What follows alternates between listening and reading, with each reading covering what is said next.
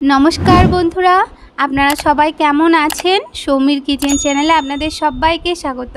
आज के आमी आपनादेर साथे पटल चिंगड़िर रेसिपि आमी कि करे बानाई सेटी आमी आपनादेर करे देखाबो।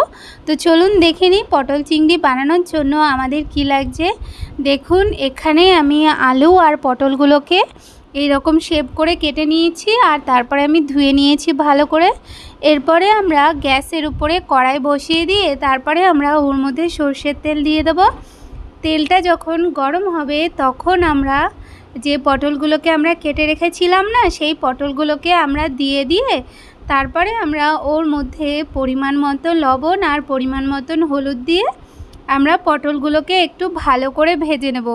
আচ্ছা, এই সময় আমি আপনাদের সাথে একটা কথা বলি, আপনারা যারা আমার চ্যানেলে নতুন আর যারা এখনও আমার চ্যানেলকে সাবস্ক্রাইব করেননি প্লিজ আমার চ্যানেলকে একটু সাবস্ক্রাইব করে দেবেন। আর আমার রান্না যদি আপনাদের ভালো লাগে তাহলে অবশ্যই একটা লাইক আর কমেন্ট করতে ভুলবেন না। দেখুন এখানে আমাদের পটলগুলোকে ঠিক এইভাবে ভালো করে ভেজে নিতে হবে। পটলগুলো যখন ভাজা হয়ে যাবে তখন আমরা পটলগুলোকে আলাদা পাত্রে তুলে নেব। পটলগুলো তোলা হয়ে গেলে তারপরে আমরা ওই পটল ভাজার তেলের মধ্যেই যে আলুগুলোকে আমরা কেটে রেখেছিলাম সেই আলুগুলোকে এবার আমরা ভালো করে ভেজে নেব। আচ্ছা, আলুগুলো যখন দেব তখন আমরা ওর মধ্যে পরিমাণ মতন একটু লবণ দিয়ে দেব।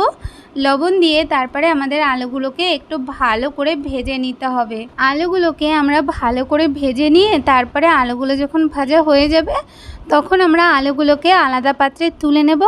আচ্ছা, আমি আপনাদের সাথে একটা কথা বলি, আমি সব সময় আমার চ্যানেলে বলি যে প্লিজ একটু কমেন্ট করবেন। তো আমার চ্যানেলটা তো নতুন, তো প্লিজ আবার রিকোয়েস্ট করছি যে রান্না কেমন লাগছে আপনারা প্লিজ একটু বলবেন।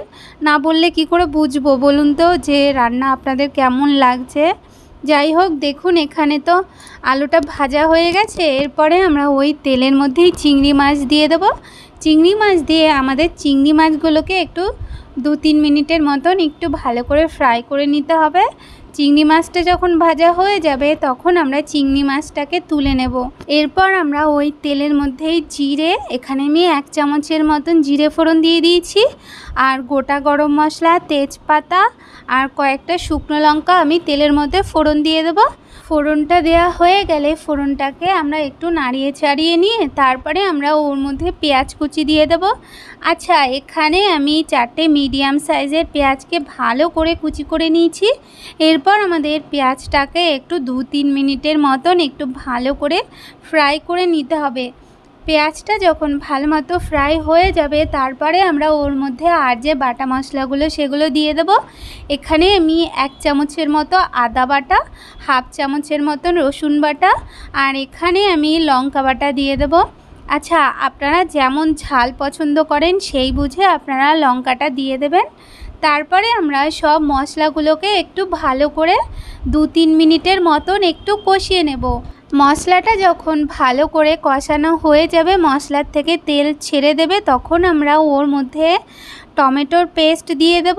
আচ্ছা, এখানে আমি 2টো টমেটোকে পেস্ট করে নিয়েছি। এরপর আমাদের টমেটোটাকে মশলার সাথে ভালো করে মিশিয়ে নিয়ে আবার মশলাটাকে একটু কষিয়ে নিতে হবে যতক্ষণ না তেলটা ছেড়ে দিচ্ছে। মশলাটার থেকে যখন তেলটা ছেড়ে দেবে তখন আমরা ওর মধ্যে গুঁড়ো মশলা দিয়ে দেব। এখানে আমি 1 চামচের মতন ধনে গুঁড়ো আর 1/2 চামচের মতন আমি এখানে কাশ্মীরি লঙ্কার গুঁড়ো দিয়ে দিয়েছি। এরপরে আমরা ওর মধ্যে পরিমাণ মতন হলুদ আর পরিমাণ মতন লবণ দিয়ে আমরা মশলাটার সাথে ভালো করে এই গুঁড়ো মশলাগুলোকে একটু মিশিয়ে নেব। মশলাটার থেকে যখন তেল ছেড়ে দেবে তখন আমরা ওর মধ্যে এখানে আমি কাজু আর দইয়ের একটা পেস্ট বানিয়ে নিয়েছি, সেটাকে আমরা মশলাটার মধ্যে দিয়ে দেব। মশলাটার মধ্যে দিয়ে ভালো করে আমাদের মশলাটার সাথে কাজু আর দইয়ের পেস্টটাকে ভালো করে একটু কষিয়ে নিতে হবে যতক্ষণ না পর্যন্ত মশলাটার থেকে তেলটা ছেড়ে দিচ্ছে ততক্ষণ আমরা মশলাটাকে কষিয়ে নেব। যখন মশলার থেকে তেল ছেড়ে দেবে তখন আমরা ওর মধ্যে এখানে আমি 1 চামচের মতন একটু চিনি দিয়ে নিয়েছি। তারপর আমরা চিনিটাকে মশলাটার সাথে একটু মিশিয়ে দিয়ে ভেজে রাখা আলুটাকে আমরা মশলার মধ্যে দিয়ে দেব। মশলার মধ্যে দিয়ে আমাদের ভেজে রাখা আলুটাকে একটু ভালো করে 2-3 মিনিটের মতন একটু মশলাটার সাথে কষিয়ে নিতে হবে। 2-3 মিনিট মতন মশলাটার সাথে আলুটা কষিয়ে নিয়ে আমরা ওর মধ্যে জল দিয়ে দেব।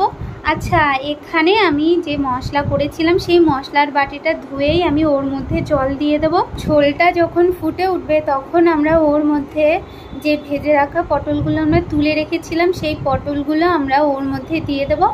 আর যে ভেজে রাখা চিংড়ি মাছগুলো ছিল সেইগুলোও আমরা ওর মধ্যে দিয়ে তারপরে আমরা একটু নাড়িয়ে চাড়িয়ে দিয়ে আমরা 3-4 মিনিটের মতন একটু ঢেকে আমরা হতে দেব। 3-4 মিনিট পর আমরা ঢাকনাটা তুলে দেব। দেখুন আমাদের পটল চিংড়ি দেখতে কি সুন্দর হয়েছে, আর খেতেও কিন্তু খুবই ভালো। তো আপনারা অবশ্যই এইভাবে পটল চিংড়ি একবার রান্না করে দেখবেন। আশা করছি আপনাদের সবার খুব ভালো লাগবে। আর যখন পটল চিংড়ি হয়ে যাবে তখন আমরা লাস্টে ওর মধ্যে একটু ঘি আর গরম মশলা দিয়ে আমরা একটু নাড়িয়ে নেব। আমাদের পটল চিংড়ি রেডি। তো রেসিপিটা আপনারা অবশ্যই গরম ভাতের সাথে ট্রাই করবেন। আশা করছি আপনাদের সবার খুব ভালো লাগবে। আর এই রেসিপিটা যদি আপনাদের ভালো লাগে তাহলে অবশ্যই একটা লাইক আর কমেন্ট করতে ভুলবেন না। আজ তাহলে এই পর্যন্ত, দেখা হচ্ছে নতুন রেসিপির সাথে। ধন্যবাদ।